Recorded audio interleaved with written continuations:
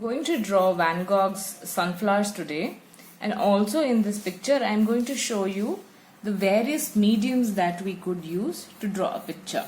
Okay, right now this is just a vase.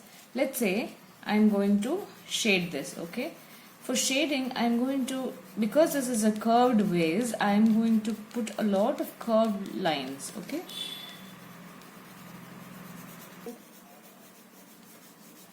Okay, this is the pencil shading. I'll smudge it with my fingers,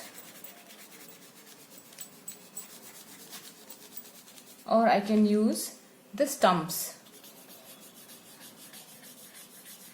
to neatly smudge the shading area. Okay, this is one thing.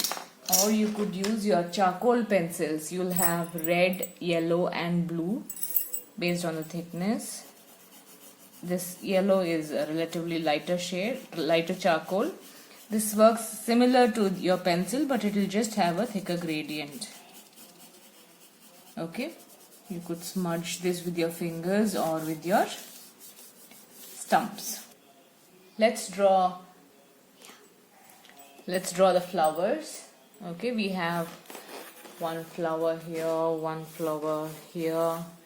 We'll just demarcate the flowers first. Okay, now we have one flower here, another flower drooping here.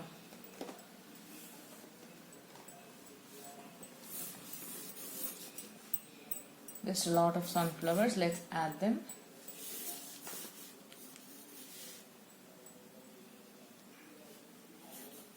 Okay, these are all the sunflowers that are present in the picture.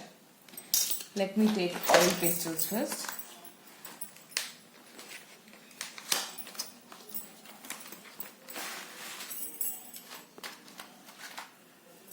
I have taken an orange pastel and I am going to draw the petals making strokes.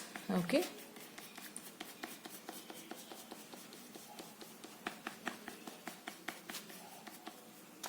I'm going to take some dark brown and draw the inside of the sunflower. Okay, this can be further softened by using turpentine, which I will not do now because this is good enough for me at this point. Now the next is soft pastels. Okay, so I'm taking this orange soft pastels. I'm going to draw this. Do you see the color gradient, how different it is?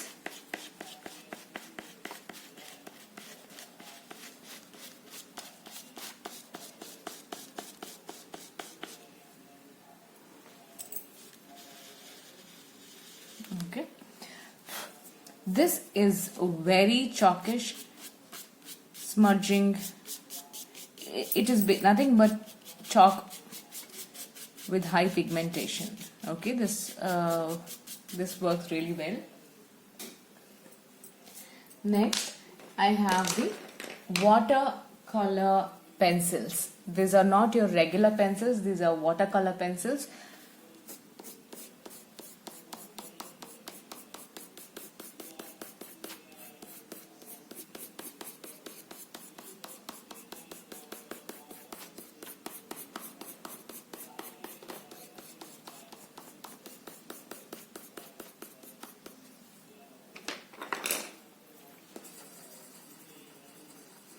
Okay, so what is the difference between a regular pencil and a watercolor pencil? In the watercolor pencil, I've taken a brush with water, little water. I can smudge these to give a watercolor effect. The color in the pencil gets smudged on paper. And if the paper is of a quality where watercolors are to be used, it spreads very well. Okay, that's one. And then we have the real watercolors. Okay, a lot of children use watercolors like acrylic paint. watercolor has got its own specialty where I've taken out some orange watercolor in my palette, and first what I'm going to do, I'm going to use my round brush. Okay, I'm going to apply this on the paper. Ideally you should have a acid-free watercolor sheet for your watercolor pencils. This is just a cardboard. Anyway, this is good enough for the demo where I can show how to use these mediums. Okay, you will see that I have applied water in the form of petals. Let's zoom in on the thing. I'm taking some color and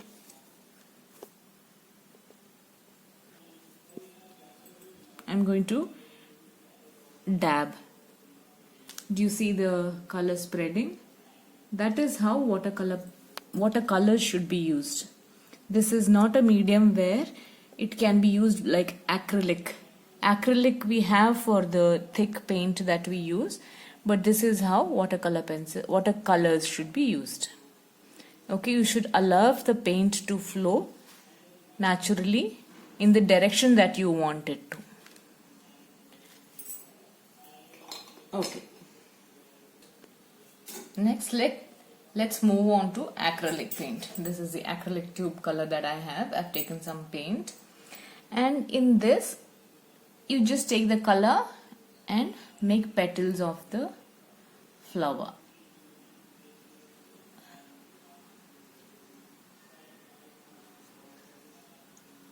You will see that the watercolor paint has reduced its, the color thickness is reduced, but you could add more color once the page dries. Okay, so this we add more colors here, more petals here, and finish our drawing. Okay.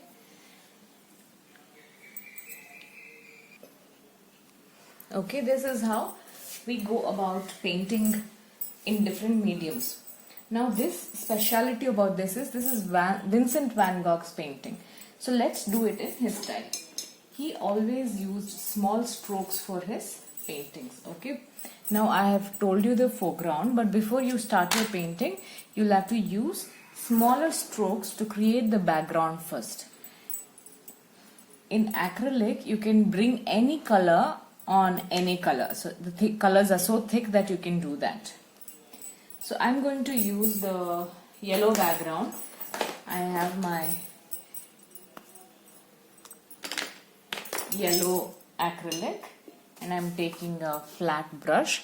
You will have to take in a lot of paint. You can add it on your palette, mix it with a little bit of water and create strokes like this. The strokes for the background should be like this, small strokes.